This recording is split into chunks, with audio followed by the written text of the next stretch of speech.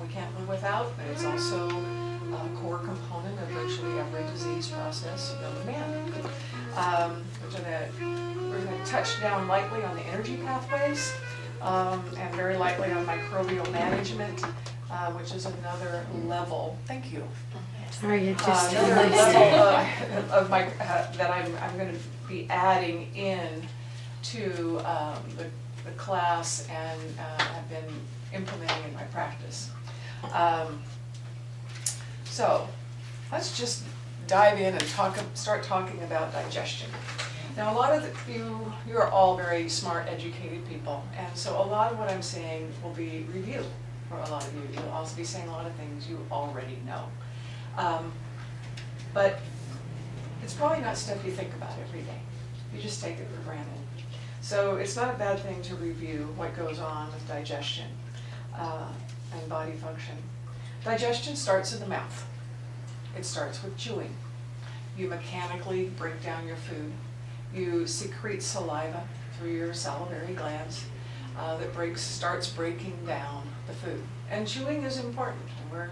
Ideally you would chew your food until it's kind of starting to turn into a liquid before you swallow it. And I dare say most people do not do that. But that would be ideal. When you swallow, then your food goes into your stomach, which is another mechanical and chemical grinder. So you have the stomach and muscular bladder or sac, if you will, that's grinding away on the food, breaking it down mechanically. And you have hydrochloric acid in your stomach. It's secreted by cells in the stomach. Hydrochloric acid is extremely acidic. And your stomach is supposed to be very acidic. It's supposed to have a pH of about 1.2, which is more or less the equivalent of battery acid. If you got stomach acid on your clothing, it would burn a hole in them. It would burn a hole in your skin. But that's not where it belongs. You also have enzymes in the stomach that are helping to break down foods. So ideally, your food is ground down and worked down into a slurry. It's called chyme, C-H-Y-M-E. And the chyme is then released through a lower sphincter in the stomach into the small intestine.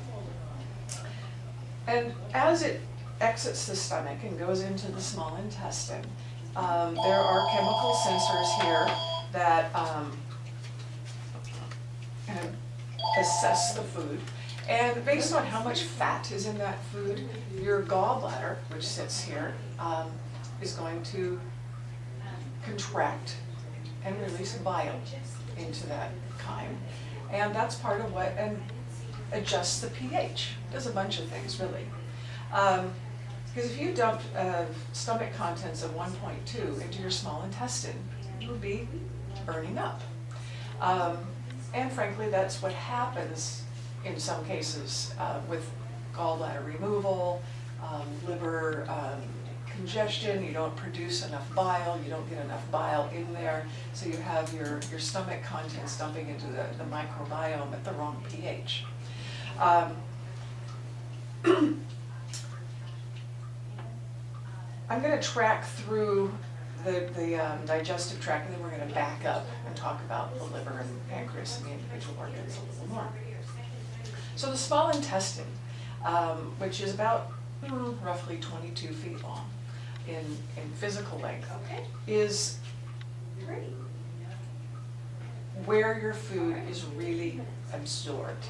It's also the home of your microbiome. It is the home of billions of microbes that are supposed to be there. They are your friends. And they're there to help break down the food because, frankly, you can't do that yourself. The microbes are doing it. They're breaking down the food, and their presence there is what allows you to absorb that food. And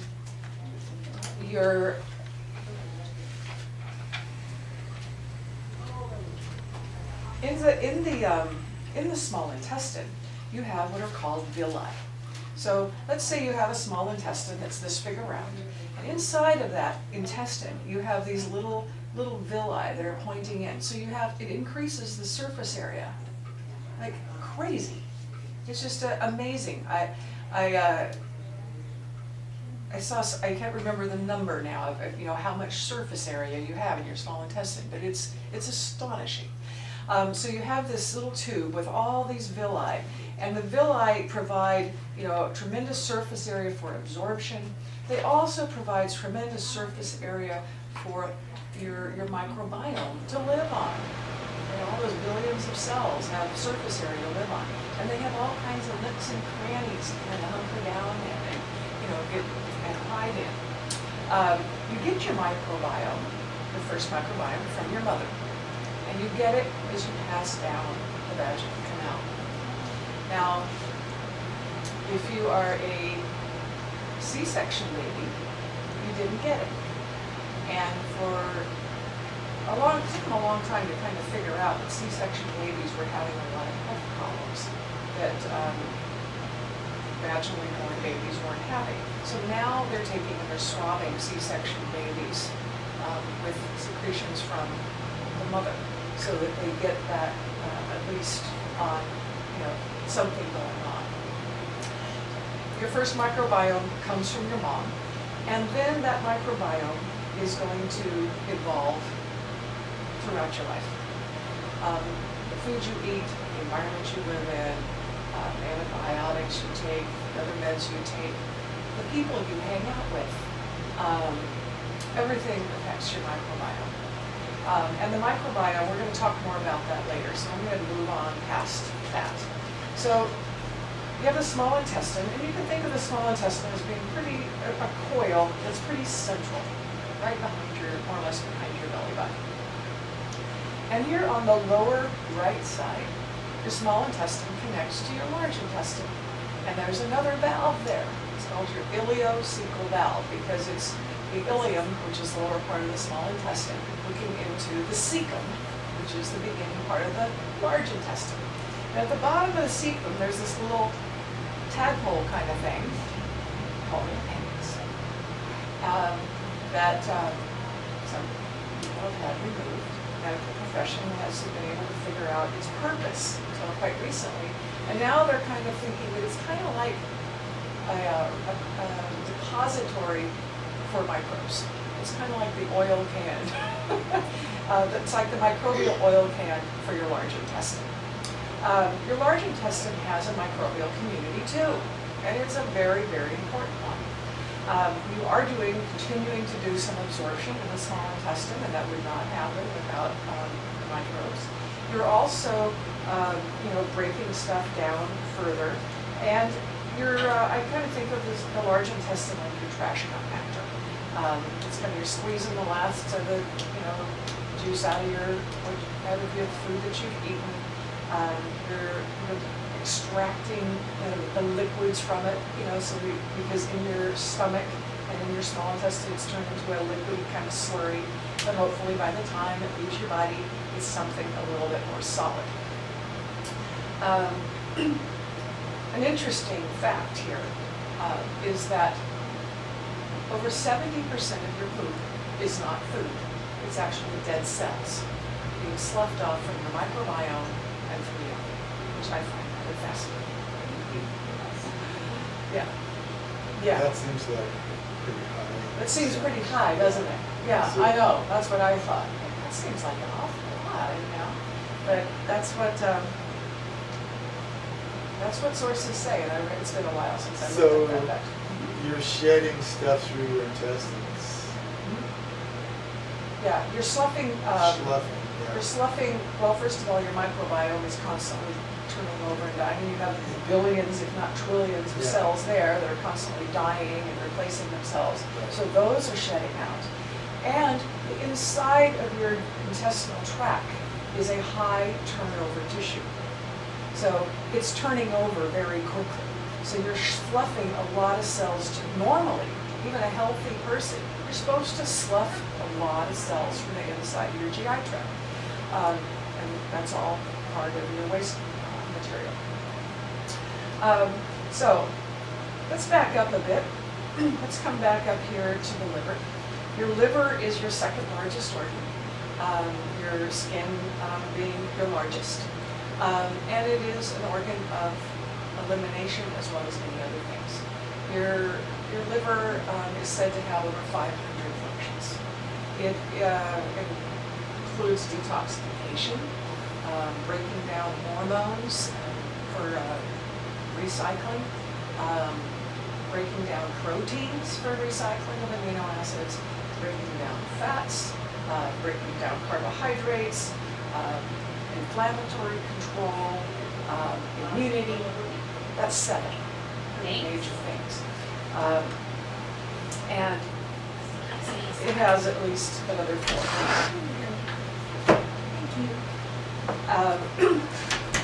Now your liver secretes bile.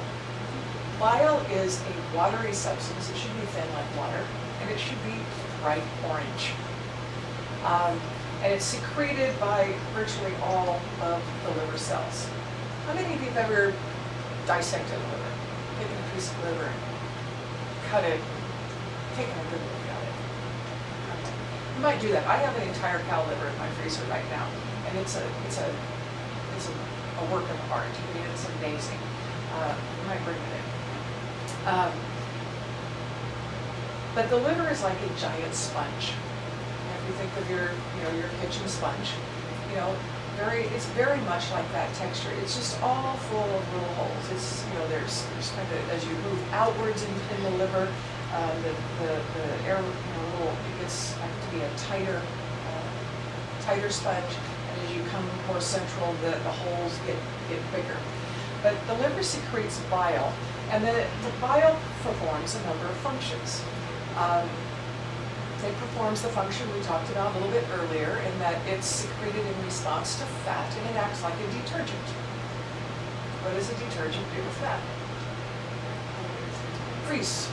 It breaks it down into tiny little particles so that you can wash it away, as opposed to having it be all a grease slick. And if you're not producing enough bile, basically a grease slick is kind of what you end up with inside of your intestinal tract, which isn't good. It prevents digestion of other things, it makes you feel ill. It's not a good deal. So it acts like a detergent and breaks your fats up so that you can absorb those in your small intestine. And a little interesting fact I ran across a while back is when I mentioned how there's all these villi inside of the small intestine. Those villi actually sort of have like mouths, and they actually swallow the little tiny fat particles, like guppies swallow fish food, which I found absolutely fascinating. Those little fat particles are called micelles. So bile is very important in terms of fat breakdown. Fat is very important to you. We have grown up in a nutritional culture that has been very limited and has largely been comprised of misinformation. And one of the biggest pieces of misinformation, I think it's called fake news these days, is that fat is bad for you, that fat causes heart disease, that cholesterol is your enemy, and that low cholesterol is a good thing. And that's just dead wrong.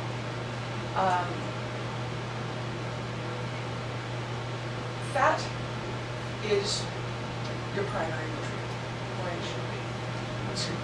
It can be and should be, and if you follow this program, it will be your primary fuel within 2 weeks. Your body will shift gears. We're going to talk more about the energy pathways later, because that's a whole conversation. But fats are very important, not only to your fuel pathways, but to your structure. This building is concrete blocks. But if you were to think about... Oh, my crash on your party. Yeah, see,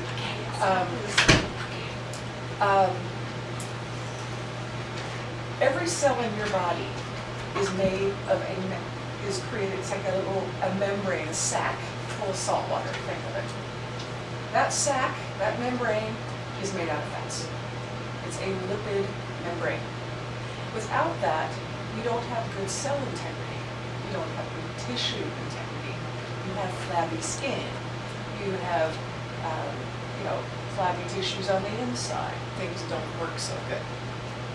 So, tissue integrity, fat is every bit, if not more important, than even protein for building tissues.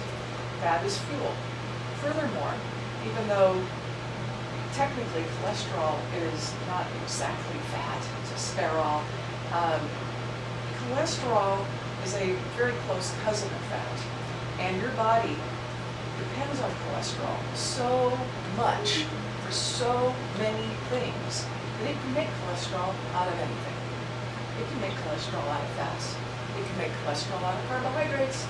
It can make cholesterol even out of proteins. Because cholesterol is a huge part of your brain. It's a huge part of your nervous system. It's an integral part of your cellular structure. Furthermore, all of your sex hormones are made out of cholesterol. So if you think reproduction or sexual activity, libido, and all that, it's completely dependent on having an adequate cholesterol level. All your stress management hormones are made out of cholesterol. So if you have any hope of surviving in this world with, and coping with stress, you have to have cholesterol.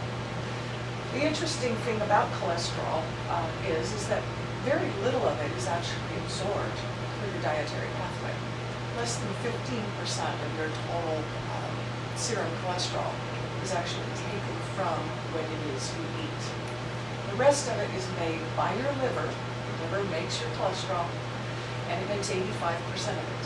And it makes your cholesterol under direction of your brain. With your brain leading the body, figuring out what does the body need, are we making repairs, are we managing inflammation, what's going on, and then your brain will tell your liver how much cholesterol to produce. And that's where your serum cholesterol comes from. Cholesterol goes up when you're inflamed. Inflammation is a biochemical cyclic process in the body that you cannot live without. It's the mechanism by which we repair ourselves. If you have an injury, you have inflammation, right? It's going to get red, it's going to get swollen, it's going to get warm, and then all those cells, are going to show up at the area, and then they're going to, fibroblasts are going to knit it all back together, and this whole sequence of cellular activity that's called inflammation. It's how you manage allergies, which most of us are having at least a little bit of right now. There's an inflammatory process involved. We're getting inflamed. We're producing mucus. We're trying to get this, pollen out of our sinuses, because it's inherited. So inflammation is an essential part of life. It's also a almost inevitable part of death. Every single disease known to man has elevated inflammation involved. And then what's driving that inflammation becomes the question. And it's usually a microbe, which is a whole other level that I've been diving into here this year. Because the other thing that we know causes inflammation is infection. You already have an infection, it gets red, it gets hot, it gets swollen, you have an inflammatory response. And the fact is that infective agents fall into two categories. There's your type 1 infective agent that is like staph or strep, these really virulent infections where when you have it, you know you're sick. You might have a fever, it's real obvious.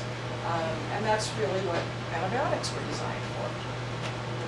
Unfortunately, microbes have a much faster life cycle than human beings, and so they've evolved to become resistant to antibiotics. But then you have your class 2 microbe invaders, and these are what we're calling stealth pathogens. And stealth pathogens have figured out kind of how to tuck into your tissues, keep their heads down, and just hang out there, and kind of just, pull off your battery.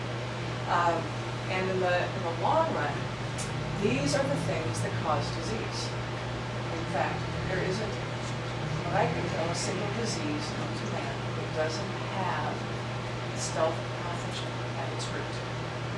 We know that virtually 100% of cardiovascular disease has something called mycoplasma pneumonia. Is that being cultured? Is it being treated in mainstream medicine? Not even being talked about. So this is a whole nother layer of dialogue, and I'm not going to dive into it real deep here, but I just want you to know this is another trigger for inflammation.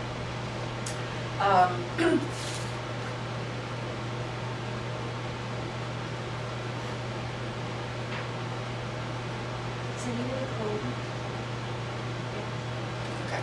Any questions so far? We just kind of blasted through a bunch of information. So the valve that goes from your stomach into your upper intestine, is that the duodenum? What is it? Duodenum, jejunum, and ileum? Yeah. Yeah, so you have the top valve, which is the esophagus, going into the stomach. You have the second valve from the stomach to the small intestine. And you have the third valve from the small intestine to the large. Yeah. And all of those valves can get tricky. They can get sticky. And then that can cause all kinds of other problems, like heartburn. If this valve gets sticky, heartburn. Also, a lot of low back pain is associated with heartburn because they're big back muscles that actually start directly back from there and come all the way down into the hips. So heartburn and mid-back and low back pain a lot of times will travel together. This valve, if it's stuck open, you're going to tend to have irritable bowel syndrome. Stuff is going to move right through you because there's basically not this stopgap. It's also how SIBO, small intestine bowel overgrowth, happens because you get kind of reflux back from the large bowel into the small bowel. You have those completely different microbes in these two environments. So if that valve is open, then you have microbes coming into the small intestine that don't belong there. If that valve is stuck closed, tends to get stuck closed, then you have the people who, have a bowel movement, every so often, twice a week, whatever. I don't know how people live like that, but they really do. But they tend to have very chronic low back pain. So, what I want to do today is go through the kit and make sure you all know exactly what's in the kit and what to do with it. And then we can have a Q&A at the end. Talk about anything else that comes up. So, I think most of you have picked up your kit, or have done it, or you've done it in the past. Okay. We have kids here. Okay. So they're going to get them at the end. Right. These two have a kid already. Okay. Okay. So, and some of you may have variations because I do sometimes mix it up a little bit, but and it's evolving. That Standard Process just changed their shake powder, so the next time I do this detox, I won't even have this product to work with. I'll do a different product. But we were just looking at all the ingredients today, and I think that'll be fine. So basically, we have a shake. You're going to still have the traditional detox available. Are they? Yeah. Okay, good.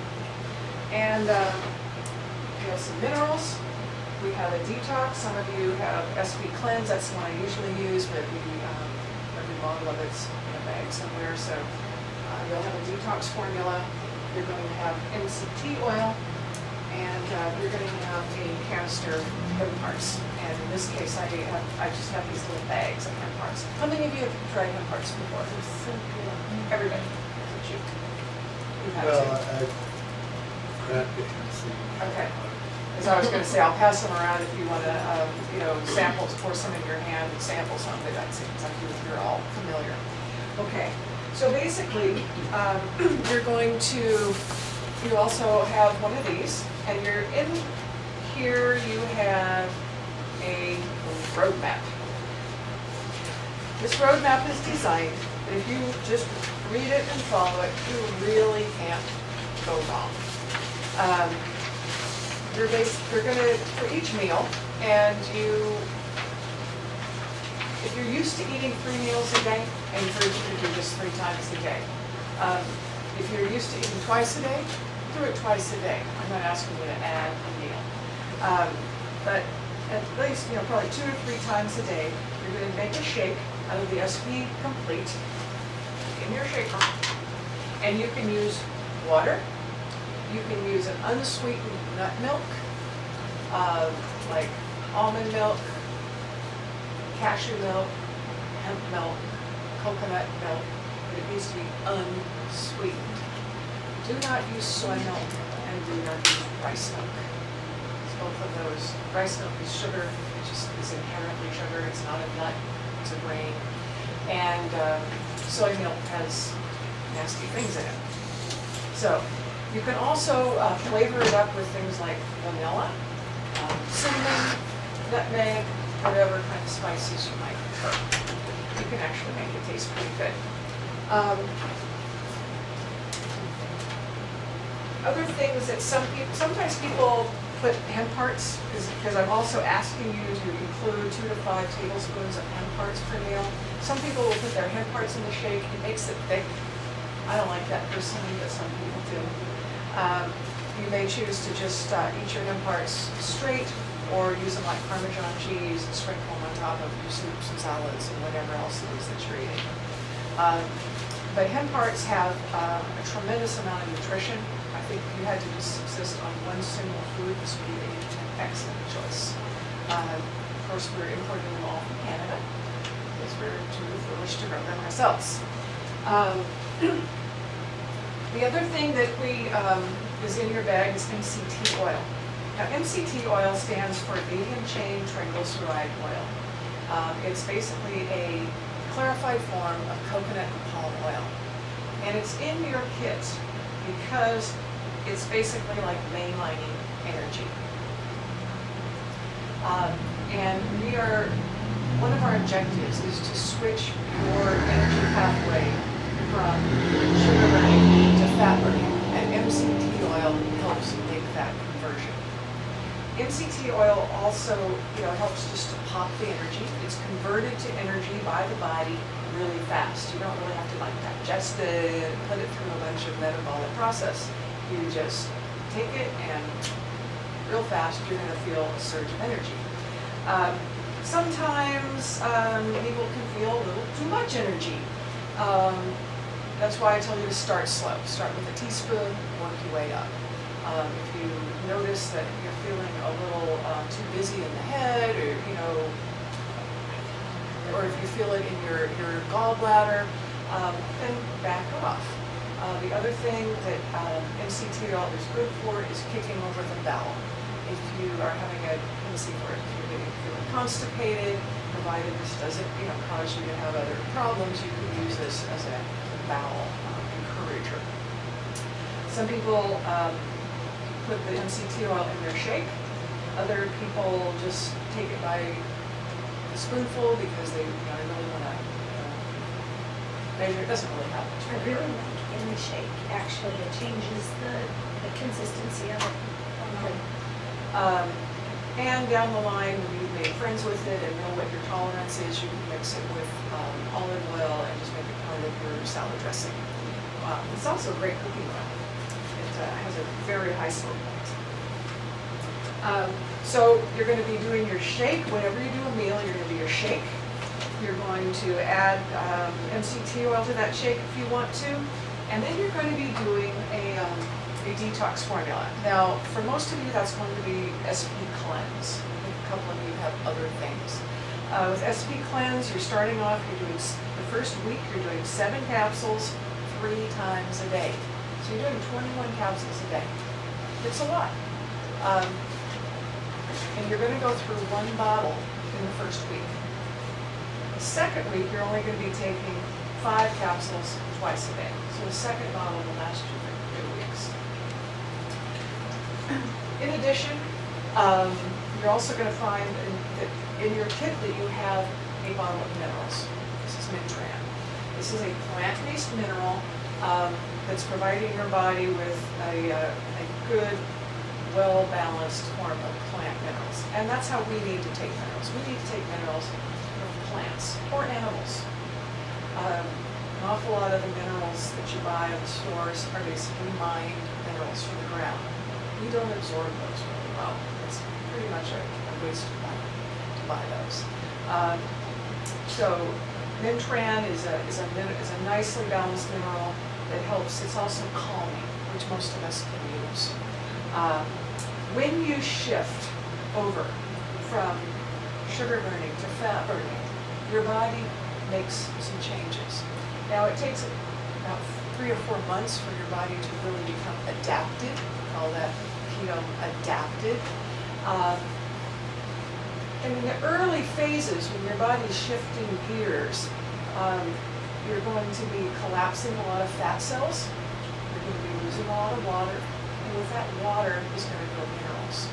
And just in general, when you're in a state of fat burning, your body doesn't carry as much water on board. You don't need as much water, frankly. And you definitely don't carry it on board.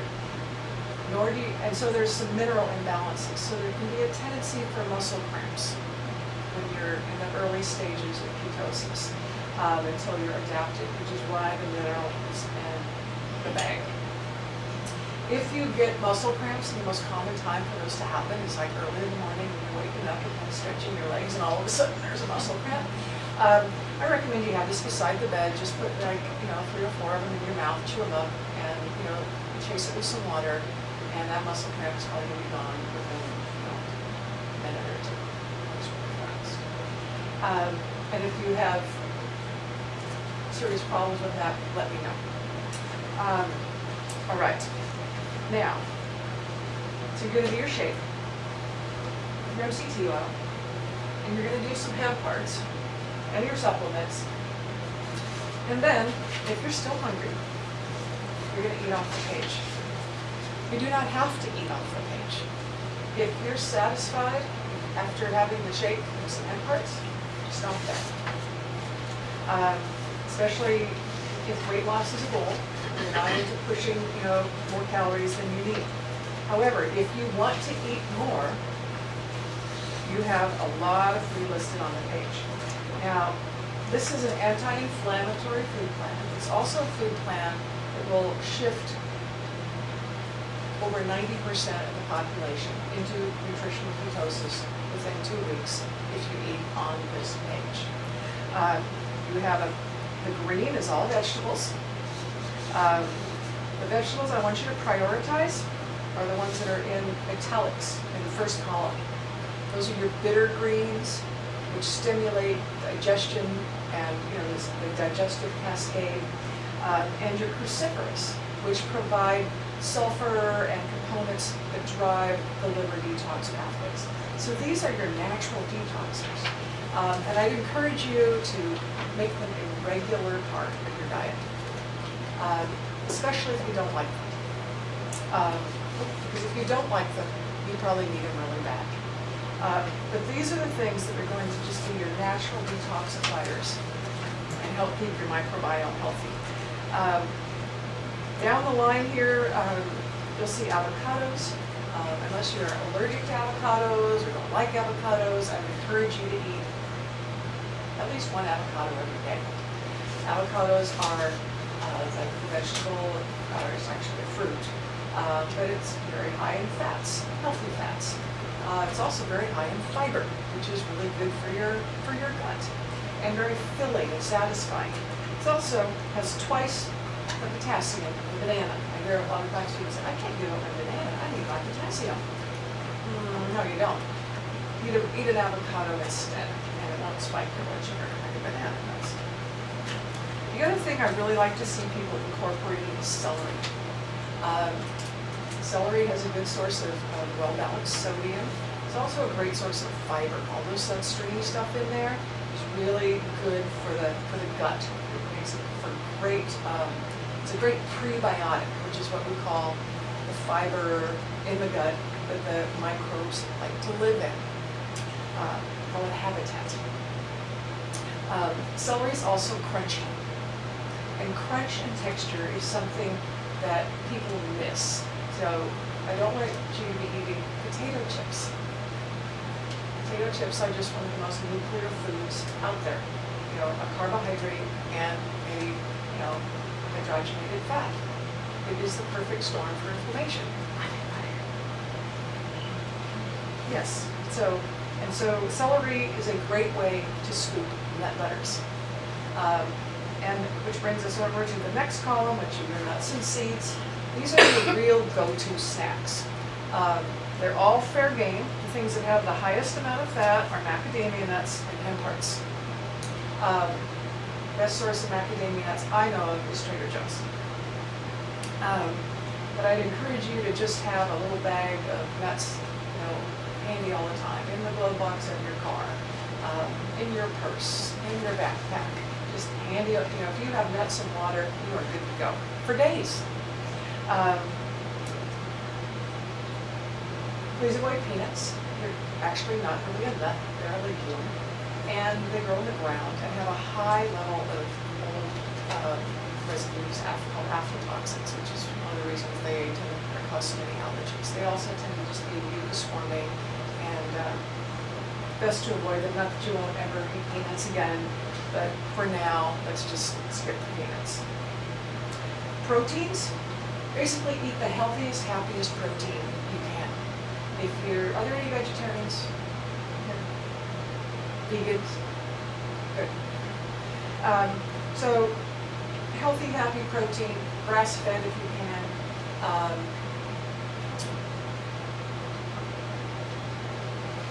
And the fattiest protein you can get. If you're going to do a steak, do a ribeye and eat the fat. If you're going to do hamburger, do the high-fat burger. Forget about the lean stuff. And furthermore, cook your meat in a pan. If you grill it, you are losing your fat and your minerals to the fire. And those are the two number one things you're getting out of that meat. Is fat and minerals. Okay. Interesting side note. You want to know, we've been cutting all the fat off of our meat for a long time. Well, low-fat meat, lower cholesterol, right? You want to know where cholesterol lives in meat? It's not in the fat, it's in the muscle. So we've been cutting off the part that doesn't have cholesterol that our bodies can actually use for fuel. And by the way, fats and minerals are like this, they always travel together. So we've been cutting off the fuel and the minerals and eating the lean part, which is where the cholesterol is. Not that it really matters, because only 15% of our serum cholesterol comes from dietary sources anyway. But it's just stupid thinking. Okay. So, the healthiest, happiest, fattiest meat you can, cook it in a pan. My favorite trick is you cook it in a pan, and I've invested in some good pans. Cook it in a pan, and then when it's and eat your meat as rare as you can handle it. Both protein and fats are heat labile, which means the more you cook them, the more you kill them. So the rarer you can eat your meat, if you're good with carpaccio, go there. If you're good with sushi, that's optimal. Because if you cook salmon, you just said goodbye to all your omega-3s. You're not getting omega-3s with cooked salmon, that's ridiculous. So, unless you get it really raw. Salmon's not on here, right? Sure it is. It's fish. Oh, there's fish. See it. I see it now. Yeah. I'm So so basically, shellfish.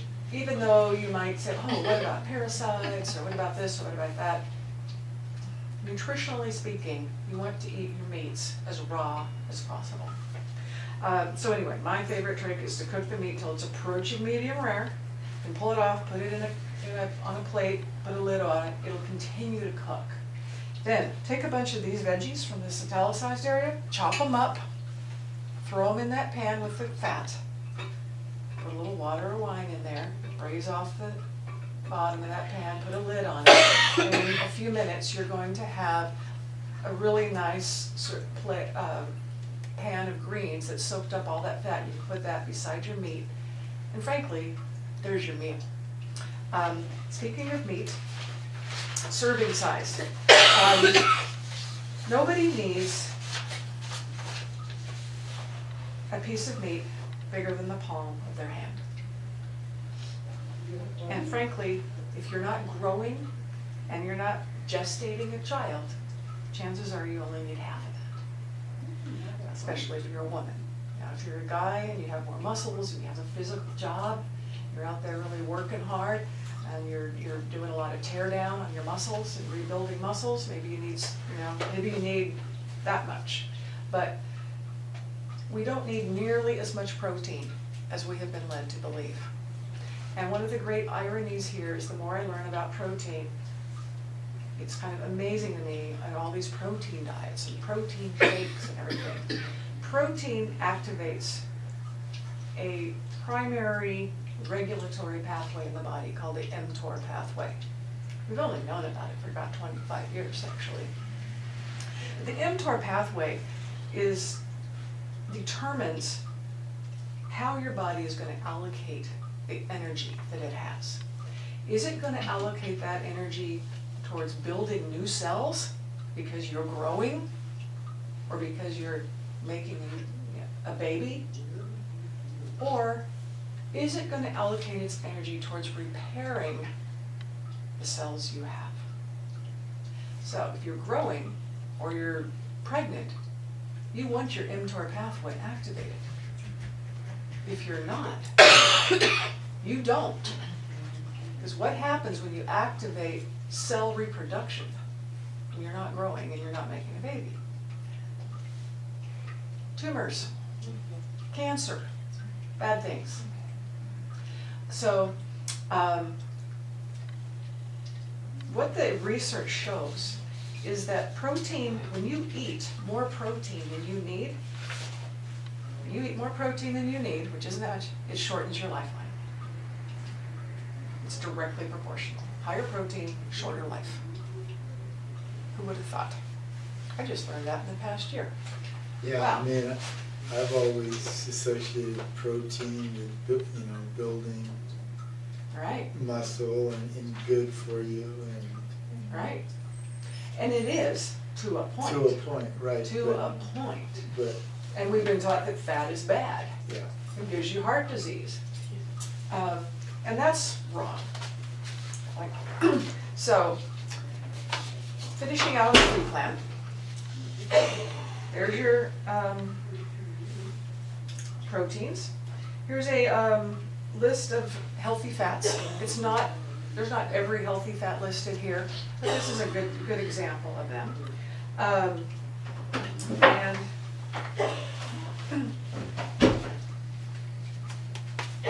you may, the ones I really want you to avoid are the ones like that are the really refined oils that are generally in the bottles, on the, there's soy, canola, safflower, peanut. Those are the ones you really want to avoid. And things like margarine too. Anything that's like fake butter, forget about it. Unless you have a profound dairy issue, and I would say that if you're diabetic or pre-diabetic, you may want to avoid dairy altogether, including butter and ghee, because it's not only does dairy have sugar in it, butter and ghee don't have sugar, but it's the A1 protein that triggers diabetics. They don't handle the A1 protein very well, and unfortunately there are traces of protein even in ghee. So if you have a tendency towards diabetes and insulin resistance, at least go with ghee versus butter, and frankly you're better off going with something other than a dairy product. Salad dressings, best is to make your own. Olive oil, lemon juice. You can, once you made friends with MCT oil and found your tolerance level, you can add that to your salad dressing. And there's a couple listed here that are out there on the market that are clean. Salad dressing is notoriously a place where there's just all kinds of chemicals and crud. Sea salt, there's a variety of sea salts. There's the pink stuff, the Himalayan, it's high in sulfur. There's the gray stuff, the Celtic sea salts, that's higher in iodine. I encourage you to get a variety of sea salts, keep them in little dishes. You'll find that different salts go in different foods, and you might find that you're drawn to different salts. But and it's an interesting thing to just like, well, which salt does my body want today? Sulfur is a primary component of tissues. You use sulfur to build protein bonds. Sulfur is a primary element of your liver's detox cycles. Iodine. Most people know that the thyroid needs iodine. And the fact is that every major organ in your body needs quite a bit of iodine. It's a primary nutrient. Would you like to guess which organ uses the most? The heart. The heart uses the most, the thyroid comes in second. Brain uses quite a bit too. So using Celtic sea salt, that's one of the, and it should be gray. If salt is white, it doesn't have the gray, it doesn't have the iodine in it. The gray salt, that's microscopic pieces of seaweed that make it gray, and that's where your iodine is coming from. And just incorporating kelp into your diet, in salads or soups, just tossing some in there. They have the nori wafers, that you can get. These make great little snacks. Is a great thing to do, a great source of iodine. Okay, half your body weight in water. That can include herbal teas. It can include chicken broth and bone broth. And you can turn those teas into bulletproof teas. A bulletproof tea is really just your favorite tea whipped up with your favorite fat. If you like coconut butter is the best thing to whip up. It's different than coconut oil. It's more like, it's like peanut butter, only it's made with coconuts. So it has substance, it's not just oil. And you whip that up with something like a sugar-free chai, and it turns into something really delectable. So that's the food plan. There is no grain on here. There is no fruit. The only dairy is butter and ghee.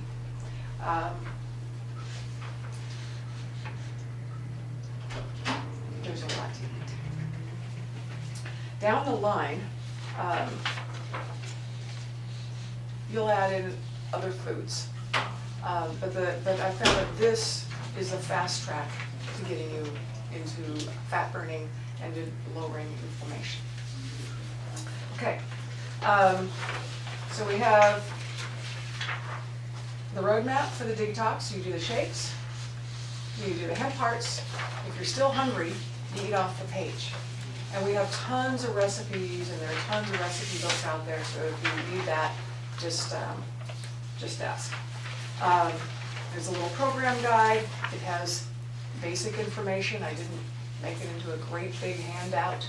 But it answers quite a few questions. If you want to write down your food intake, you can, and run it past me or just for your own tracking. If you are concerned about your blood sugar levels, if you know that they're high or suspect that they're high, it would be a good thing to get a blood sugar testing kit and start tracking them. And we can help get you started with that. And we have special tracking sheets that we can give you to write that down. Because we found that really helps anchor you to your purpose and connect foods with blood sugars and blood sugar levels with events and so forth. So it can be very helpful in really helping you connect the dots and stay on track. Okay, so you have your kits. Everybody feel good, clear about what you're going to be doing with them? Okay. And when you have the sugar craving?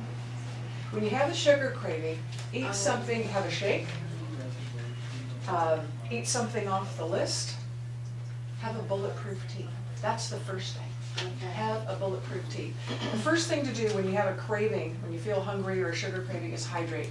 Hydrate, hydrate, hydrate. Okay. And and giving your body some flavor, especially if you use the coconut butter. It has some natural sweetness to it, and it's gonna fill you up. The other thing you could do is just, have an avocado ready, or a handful of nuts. Eat some nuts, eat an avocado. A lot of times I'll just carry avocados and a knife and a spoon, you just cut them, and Yeah. it's, after eating an avocado, it's pretty filling. Almond Yeah. butter is my favorite treat. So you find other things that you like that are go-tos. None of that sounded sweet. What about, I know, Sorry. fruits in that, but sometimes just a little squeeze of lemon and water helps Sure. me, a little lemon. Yeah, you can use lemon and lime in water or for drinks. That helps. Okay. Yeah. And we also have, for people that are just really suffering and feeling deprived, we have keto chocolate. We have sugar-free chocolate. And we have it in little bars and we have it in bigger bars. And it's not gonna spike your blood sugar. It'll help It tastes really good. get you, It is. it's high quality Yummy. stuff, it's very nice. good. And the great thing about this is if you can make it through with, 2 weeks and Yeah. get to the other side and get into fat burning, your cravings really and hunger really diminish. They'll go away. For a lot of people, they go away. Staying on track with that is harder for some people than others. Like I said, the harder it is, the more you probably need it. That's just the nature of insulin resistance. The first week's the worst. The first week is the worst, then things generally get easier the second week, and by the third week, if you stayed on track, you're pretty much cruising. Hello. No worries. Have a good night. I think, what time are we looking at? Anybody got a watch? All right. Okay, I'd like to, if you have any questions, any topics you want to expand on a little bit, we have some time. Mayonnaise, you can totally do mayonnaise. Mayonnaise is basically fat and protein. It's best if you read the labels. Anything you buy with a label, make sure you read the label. Yeah. There is an awesome deal at Grocery Outlet on avocado oil mayonnaise. That's good stuff. We use And it all it's the time. $9.99 where it's normally $20 for that thing. I get the harissa peppered mayonnaise is my very favorite. I dip my avocados in it and my artichokes and my asparagus. That harissa one is just like, and I mix it with my tuna fish at lunch. I do tuna fish on greens like baby kale or spinach and hemp hearts, and I use that all the time. And then there's also, I'm allergic to all things coconut, so I'm not a coconut recipe person. But there's coconut oil mayonnaise there, good, and it's too. all by Chosen Foods, and it's got a good label read on it. Tastes just like homemade, made homemade. You want to avoid mayonnaise with has soy oil, canola, Sunflower. safflower, those things. Go with avocado oil or The Trader olive Joe's oil. organic mayonnaise is real simple recipe. Yeah. And if you're handy in the kitchen at all, mayonnaise is like super easy to make. I mean, I it's like admit it. falling off a log. Yes. And interesting, here's a little piece of trivia. Julia Childs was a famous chef, and she wrote famous cookbooks. You know what recipe she was most proud of? Her mayonnaise recipe. And it literally is, takes like 5 minutes to do. And so you can look that up online if you want to make mayonnaise, and then you can add whatever spices you want, and you can call it aioli. Yeah, Or you can go to Grocery Outlet and buy it really cheap. yeah, with that too. Because I think if you make it yourself, you need to eat it within, 3 to 5 days. really fast. Yeah. Not if you put lemon juice in it. Yeah, if you put lemon juice in it, it'll keep, it's a much longer time. Nut milks, I mentioned nut milks. You can certainly buy nut milks, they're out there. Once again, read the labels. It's amazing what they'll sneak in there on you, You can make nut milk as easy as it is, you know, it's easy as making drip coffee to make nut milk, and it's cheaper and way better. So, you can, we had a file with nut milk recipes, it's somewhere. You were saying you didn't know where it was, but it's, or you There's a just lot. Google that, you know. Well, I and think it- it's written on the blog. Yeah. Gotcha. But nut milks are very, very easy to make. There's a blog Super tasty. called The Lowdown on Nut Milk on the very bottom of Dr. Pender's blog page on the website. And I think the recipe's there. Anything else? I guess it's safe to say that In-N-Out's out. No, not really. In-N-Out. They call it their protein burger, but it's a bunless burger. Yeah, That's what we that's. got. You can do that. Yeah, That's what I do when they I call go it there. protein style. Yeah, you know. just get that. Huh? No No fries. fries. No fries. No. Get 2 bunless burgers Yeah. and you're good to go. Okay, well, that's encouraging. Yeah, you can still do fast food. You just have to be pickier. If you, now, you know, one of the fast food things, real go-tos around town are the burrito trucks. And what I recommend there is that you can either get a fajita burrito with no beans or rice. You just say, because what's in a fajita burrito? It's basically your meat choice, onions, and usually bell peppers. And then it's wrapped up in a big flour tortilla.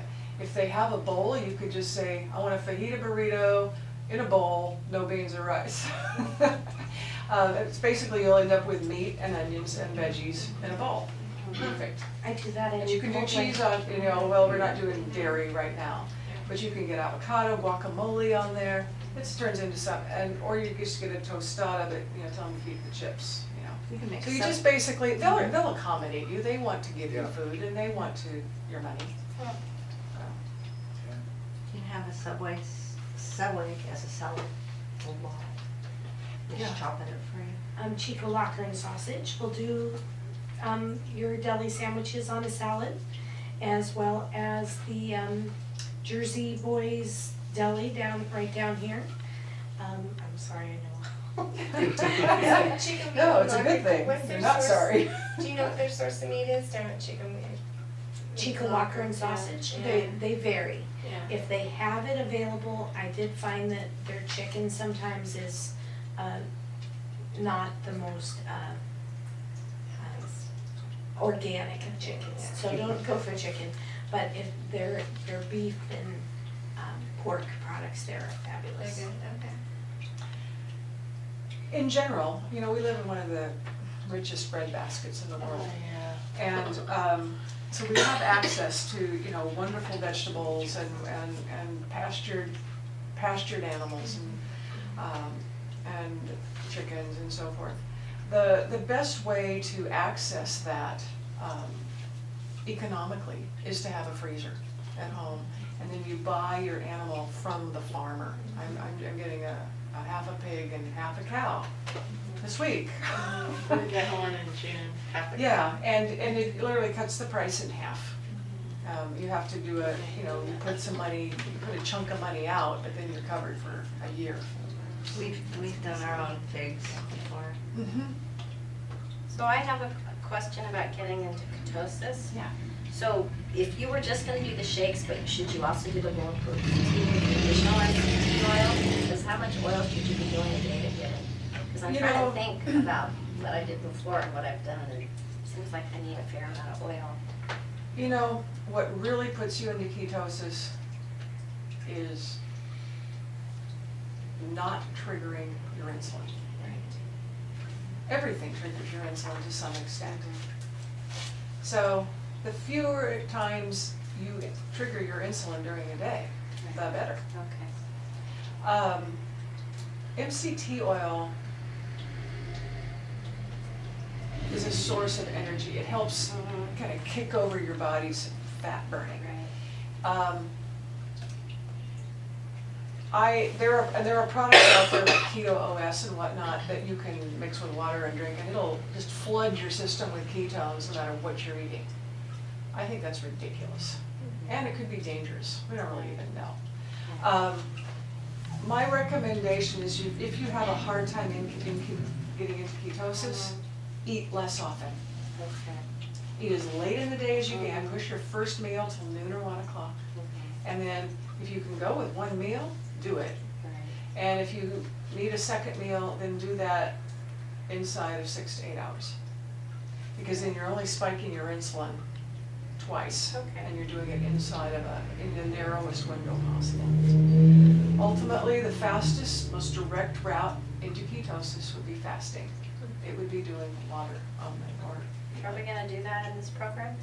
I'm not taking you into fasting unless you want to, in which case I will, we're gonna talk about it. Okay. Fasting, I'm gonna say this, I've learned a lot about fasting in recent times. And I am realizing that fasting is hands down the most powerful tool that exists for humanity to heal themselves from anything and everything. And it's free. It costs nothing. All you have to do is not eat.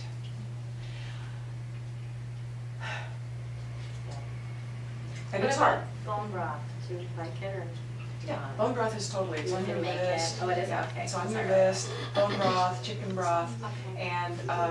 And typically with fasting, bone broth is, you can drink water and bone broth is included, and herbal teas, those are all included. Okay, great. In fasting. All right, yeah. What do you think That's about a good aloe vera juice? I noticed it's not on here, but it's in some keto diets, so. Yeah, some aloe vera juice is gonna be fine. It, it can be, it's soothing to the bowel, it can actually, more aloe vera will act as a laxative if you have the right kind. It's also a plant product, so read the label. Yeah, great. Yeah. But typically you're not doing glasses of it, you're doing, a I put tablespoon some or in something. my linen water, which Right. kind of helps with my sweet cravings and that. In general, I encourage you to, as I say, get a divorce from this taste of sweet.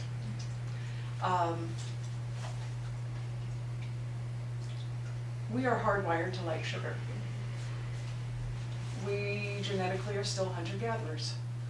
And hunter-gatherers only had limited access to sugars, usually in the summer, very seasonally.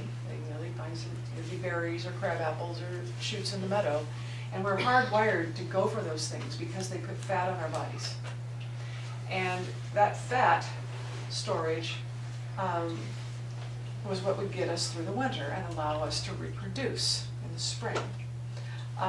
So we're hardwired to like carbohydrates, but now that they're available everywhere 24/7, it's really shooting us in the foot.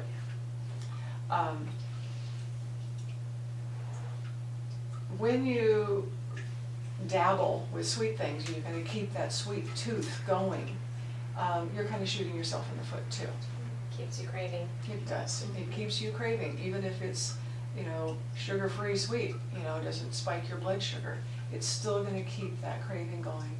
And I learned when we were, from running groups where we were checking the blood sugar all the time, that sweet things, even if they aren't technically sugars, still mess with the diabetics and the insulin resistance, because your pituitary doesn't trust you. Now, so anyway, I think it's a good idea to kind of push back on just anything sweet for a while. Encourage bitters. A lot of people don't like bitters. I encourage the taste of bitters. And just try to reshuffle your taste bud deck a little bit. That being said, I don't want you to be miserable. I just want you to be, eat from an informed place. What I noticed is when you're off the sugar for a while and you have something sweet, it's super sweet. Because I love sweet stuff, but there's things I can't eat because it's just too sweet. It makes me kind of sick. It happens all the time. I And hear that's a people good thing. saying that, I went back and had some of my favorite food, it was just sickeningly sweet. Yeah. What about, are we gonna be checking for ketosis with strips, like urine strips? You talked about. Usually we check for ketosis on the second. Some people, I can usually tell when you walk in the door, if you're in. The way we smell. Well, no, it's how you look. Yeah. But we have strips here. If you want to have them at home, you can get them from us or at a drugstore, and then we'll have them available. You know, if you think you're in, you know, usually the the next class, you can have one and check and see. If you aren't in, we will give you one the next week. Sounds like you're gonna be tripping or something, you know, like, are you there yet? I don't know, it's just kind of funny to hear. Yeah. Not that I have any experience with that, but It's a chemical change in your body. It sure is. Yeah. Yeah, it's a big chemical change.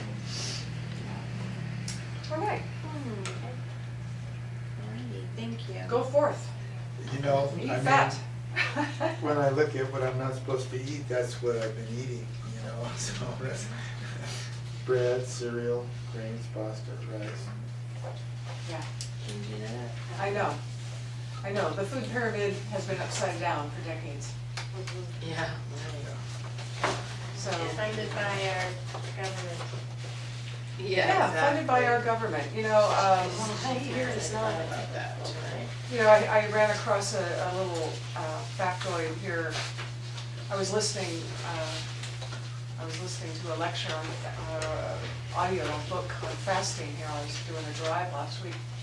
And one of the little facts they pointed out, which I had never thought of this before, was that the grain industry has had huge government subsidies for decades. And because of that, grains have been turned into all kinds of cheap fast foods. Which made out of corn, right? Yeah, corn, wheat, oats, and And they've even been coined healthy. right, and they've been, I was gonna say, and they've been marketed to us as health foods. But because of the government subsidies, all these processed grain products are very cheap. So they are the primary food of our poor, which is one of the reasons we're having this horrible explosion of disease in our poor, which are typically the people that are the most physical and eating the simplest diets. Like, it should be meat and vegetables. But they're not, they're eating, pasta and Processed. rice-a-roni from the dollar store. It's cheaper to feed their family that way. Right.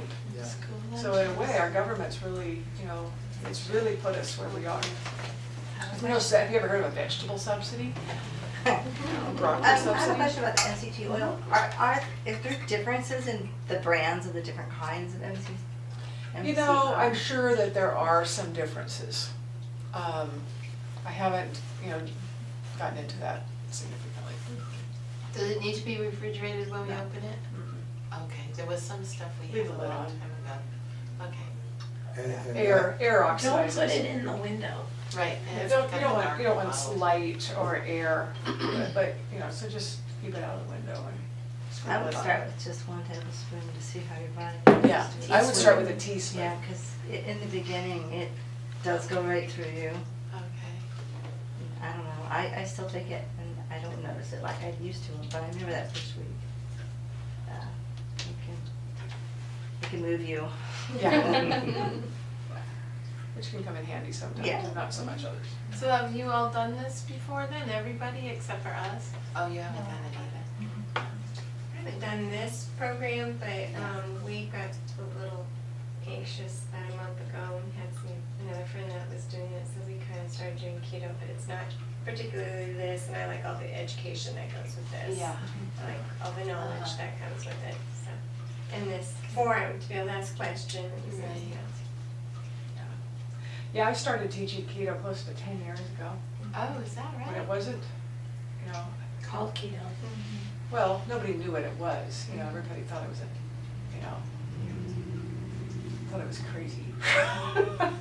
What's this person saying to eat fat? It was like I was the idiot screaming into the wind. But now, it's like, It's It's practically, it's mainstream, and, you know, it's being called a fad. Well, it's not a fad, you know, we. Well, it's This the is- undoing of everything we've been taught for so That's right. long, That's true. like a complete 180. It is. I don't see very bacon on much. here. Can we have bacon? It's on there. It does It's on say, board. and bacon. Too. I circled that. Oh, there it is, it's in pounds. Yes, that's what I do too, I thought, oh, I eat that, okay, good. As long as I don't have to give up bacon, I'm good. Can you have coffee, like black coffee, or is it just Coffee, like- I don't put on here. Okay. And I almost don't put tea, you know. Caffeine destabilizes your blood sugar. And blood sugar stability is one of the goals of this process. What about decaffeinated coffee? It only has about 15% less than regular. You want us to Really? have Yeah. coffee.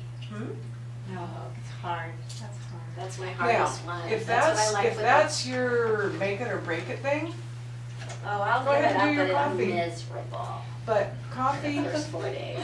coffee really, Headaches. My husband's it's hard on coffee your addict. adrenals, it's hard on your stress handling system. Yeah, yeah. I could do And that is a huge part of your energy pathway, and, you know, it's a huge part of your higher brain Okay. center function. So kind of, you know, calming all that down, and I think it's a good thing to just let go of. I think that's why I'm here, I need you to remind me. Give it up coffee for a while. Yeah. If you are a coffee drinker, understand it is an addictive substance, and you do become dependent on it, and you can in ways. Sometimes the bowels will stop moving if you take the coffee away. We have things that help with that. The other thing is you might get headaches. So what I would usually recommend with that is, you know, make a cup of coffee, put it in the refrigerator, and do a couple tablespoons. Just enough, you know, it's not like you're getting to hold your hot cup of coffee, you know, but it's more like, you know, a medicine to, you know, and then you just taper it on down. You usually find that you have more energy, stable energy without the coffee once you give it up. Yeah. What about heavy cream? I guess if you don't have coffee, you don't even have that cream. Yeah, But it's you good. know, I'm trying, if you have no diabetic tendencies, and you know that you're good with dairy, you could do cream. For the purposes of the detox, I haven't put cream on there, even though cream is compatible with being in keto and fat burning. I mean, whipping cream is the go-to. You don't use half and half, you use full-on whipping cream. Mix that with almond butter, it yeah. tastes like. Yeah, half and half is just half sugar. So, whole cream and whipping cream is all fat, so it's all fuel. Yeah, and it's so much better. There was something else I was gonna say, I flitted through my brain. Oh, I was just, another reason that I'm, originally, you know, cream and cheese were off of here just because of, you know, the lactose intolerance factor. Then basically adding, okay, and most people that have diabetes or diabetic tendencies are sensitive to the A1 protein. It's not just the sugar in dairy, it's the A1 protein that sets them off. And now, I've come to realize that basically virtually 100% of our dairy is infected with a mycoplasm. Which means that survives pasteurization. It doesn't matter if you have organic milk or pasteurized milk. It's not affected by pasteurization. It affects 99.9% of our dairy herds. And it survives in water pipes as well, and is not killed by chlorine. And what is it? Mycoplasma avium pneumoniae, Oh. MAP, it's called MAP for short. And it's, you know, it's a big problem. It drives an awful lot of chronic disease. Huh. So just clearing dairy out of your system for a while might be a good idea. Not that we're ever going to, you know, get rid of all the microbes, we're not. There's no way. But I'm starting to realize that if you're dealing with any chronic disease tendencies, if you're hoping to be as healthy as you can be and have longevity, you're going to have to consider the pathogens, the microbes. And antibiotics are not the answer. Avoiding them is one thing, and then the other thing that I'm starting to work with here this past year in my practice and seeing really good results with is using herbal protocols that knock down those populations. Kind of like pest control for your house.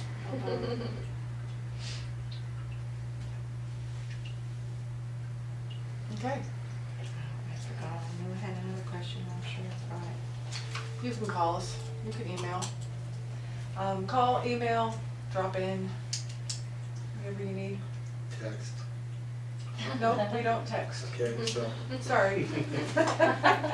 No berries, is there berries on? No, there's no fruit at all. There's no fruit for now. After the month, then, you know, people that can tolerate some sugar, like a handful of berries and so forth, without, you know, ending up with our blood sugars way up here, then you add that back in. You can add in your, you know, your berries or a little bit of fruit here and there. You might be able to add in some, you know, brown rice, you know, other things. That's a gateway drug, that brown. It is. Yeah. It is a gateway drug. I'll be eating noodles after that. Yeah, works that way for a lot of people. So we'll get our kids now to start, right? Okay. Why don't we go ahead? Let's get their people lined up with their kits, and Eat lots of if you vegetables. think of any more questions, we're here for a bit longer. Okay, thank you. You're welcome. See you next week. yeah, I'll be I later. got a text earlier. All right. Right, see you all. Enjoy your meat and vegetables. Enjoy not enjoying them. Oh, you're gonna love it. Right. All right, have a good night. I liked your idea of tuna salad, that sounds good. Eat that. I get the sleeve of Wild Planet tuna. I just lost my voice. This is yours. Thank you. And Wild Planet tuna, the sleeve at Costco. I go by the Carissima mayonnaise. Yeah. Ooh, let me turn off the video camera.